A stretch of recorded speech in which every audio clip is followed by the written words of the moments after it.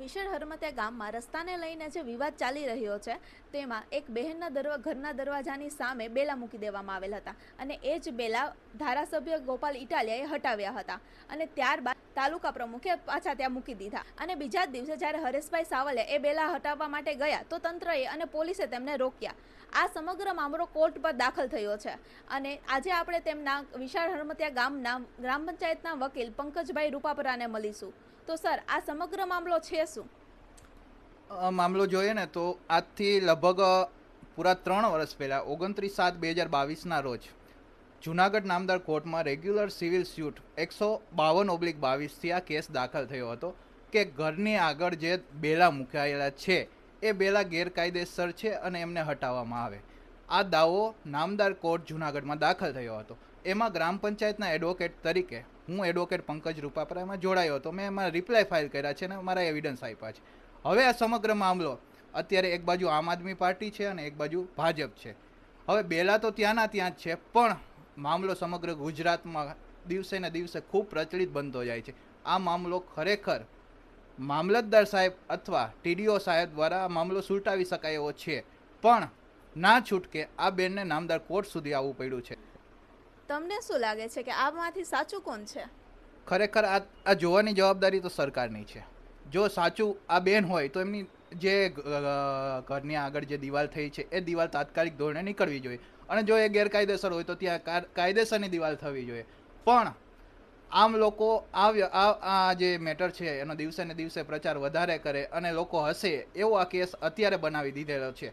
ખરેખર આ બેલાની દિવાલ હટાવી કે કેમ એ નિર્ણય ટીડીઓ સાહેબે આજ રોજ જ કરવો જોઈતો હતો, કારણ કે ટીડીઓ સાહેબે એમનો રેકોર્ડ તપાસવો જોઈએ કે આ દિવાલ બની છે એ જગ્યા ખરેખર કોઈની માલિકીની છે કે જાહેર હિતની છે, સરકારની છે, કોની જગ્યા છે. અને જો આ જગ્યા કોઈ ગવર્મેન્ટની હોય તો તાત્કાલિક એમને હટાવી લેવો જોઈએ અને ના હોય તો એમને બેનને કહી દેવાય કે બેન હવે તમે આ સાઈડથી આવતા નહીં. પણ ટીડીઓ સાહેબે જે ગંભીર પ્રકારની ભૂલ કરી છે કે આ જોવાની જવાબદારી નામદાર કોર્ટની છે. તો નામદાર કોર્ટમાં તો આપને ખ્યાલ છે કે નામદાર કોર્ટના જે હુકમો આવે છે ખૂબ વાર લાગે છે, ખૂબ ધીમી ધારે નામદાર કોર્ટમાં કામકાજ ચાલતું હોય છે.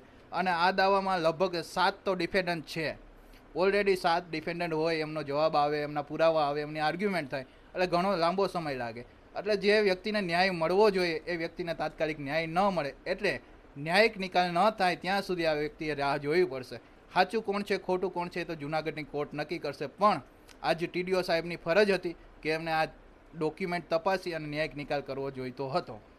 જ્યારે જવાબદાર વ્યક્તિ તરીકે ટીડીઓને ઘટના સ્થળે બોલાવવામાં આવ્યા ત્યારે ટીડીઓએ આ મામલો કોર્ટનો છે એવું કહીને હાથ ઊંચા કરી દીધા. તો શું આ યોગ્ય છે? આ જરાય યોગ્ય નથી. ખરેખર ટીડીઓ સાહેબને આમાં ધ્યાન દેવું જોઈએ. કોર્ટનો મેટર છે, ઓલરેડી છે, કોઈ વાંધો નહીં, પણ કોર્ટમાં કોઈ સ્ટેટસ કો છે, એક્ઝિબિટ 5નો કોઈ હુકમ છે તો નહીં. જ્યારે નામદાર કોર્ટમાંથી કોઈ હુકમ ના હોય ત્યારે ટીડીઓ સાહેબ પોતાની જે ફરજમાં આવે એ કાર્યવાહી કરી શકે છે અને એ આપણા કાયદામાં એમની જોગવાઈ છે અને એ મુજબના સુપ્રીમ કોર્ટના ઘણા ચુકાદાઓ આપેલા છે કે જ્યારે મેટર કોર્ટમાં પેન્ડિંગ હોય ત્યારે ટીડીઓ સાહેબે કે કોઈ પણ ગવર્મેન્ટ અધિકારીએ નિર્ણય લેવામાં ક્યાંય બાંધછોડ કરવાની હોતી નથી. જે સાચું હોય એ કરવાનું જ હોય છે. પણ આ ટીડીઓ સાહેબે કેમ આ નથી કર્યું એ હું જાણતો નથી. આ જોવાની ખરેખર જવાબદારી કોની છે? શું ગ્રામ પંચાયતની જવાબદારી આવે છે?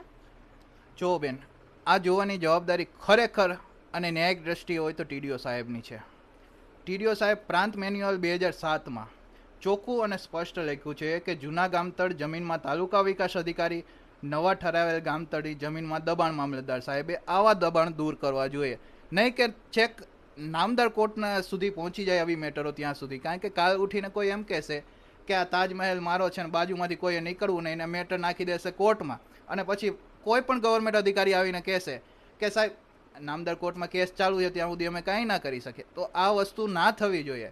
આ જવાબદારી ખરેખર ટીડીઓની છે. ટીડીઓએ સ્વીકારવી જોઈએ અને જે ગેરકાયદેસર દબાણ હોય તો તાત્કાલિક અસરથી દૂર કરવું જોઈએ. આવા બહાના બનાવીને છટકી ના જવાય. આ વિષયમાં લગભગ સમગ્ર ગુજરાતમાં આજે ચિંતાનો વિષય છે કે આવી મેટરમાં સરકારશ્રી કેમ ધ્યાન દોરતી નથી. શું ખરેખર મેટર સબજ્યુડિસ હોય તો સરકારશ્રીના અધિકારીઓ આવીને આ બાબતે સોલ્યુશન લાવી શકે કે ના લાવી શકે?